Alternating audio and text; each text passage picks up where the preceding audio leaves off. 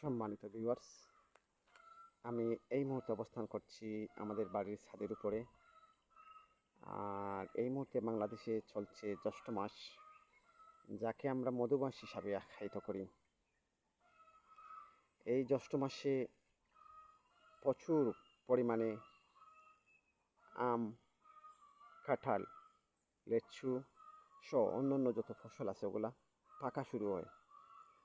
মানে এই জ্যৈষ্ঠ, আষাঢ়, শ্রাবণ মাস পর্যন্ত বিপুল পরিমাণে ফসলের সমাগম হবে। হাটে, বাজারে, গ্রামে গঞ্জে যেদিকে যাবেন প্রচুর ফসলের সমাগম দেখবেন, এবং তুলনামূলক এই সময়ে প্রচুর সস্তা ফসল বাংলাদেশে হয়ে থাকে। আর বর্তমানে আমাদের এলাকায় যেগুলো ফসল, ওগুলো অর্গানিক, ফরমালিন মুক্ত, তাই এগুলার চাহিদা খুব বেশি। আমরা সবে শখ করে খাই এই ফসলগুলা, বুঝছেন না? ইতিমধ্যে আমাদের বাড়ির লেচু ফাঁকছে,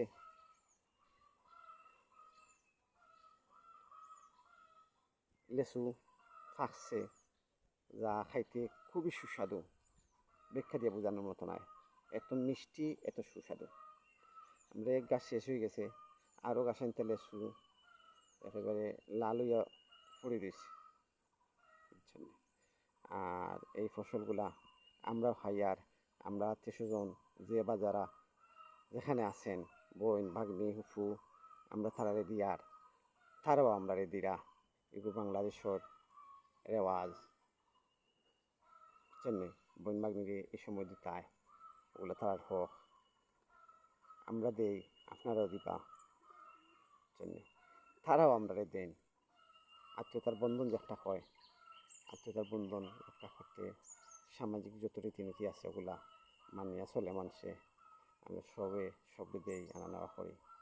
আর এই ফসলের মাসও আপনারা সবে হইয়ার বেশি বেশি ফসল খাইবা।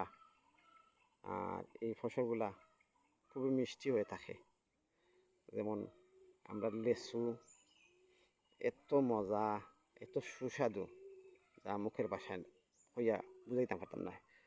আর খাটলে যেগুলো আছে, জ্যাকফ্রুট যাকে বলেন, ওগুলাও খুব সুস্বাদু। আমাদের বাড়ির কাঁঠাল খুব সুস্বাদু এবং খুবই মিষ্টি। এরপরে আমও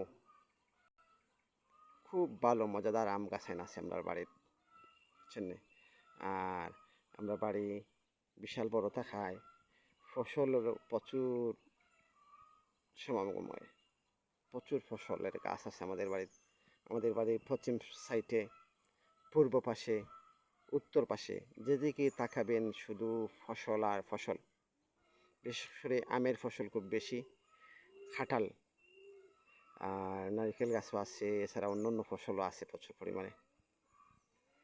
আর খেতা হইমু, ওকে, অন্য একদিন দেখা হইব। আজকের মতো এই ভিডিও শেষ করছি।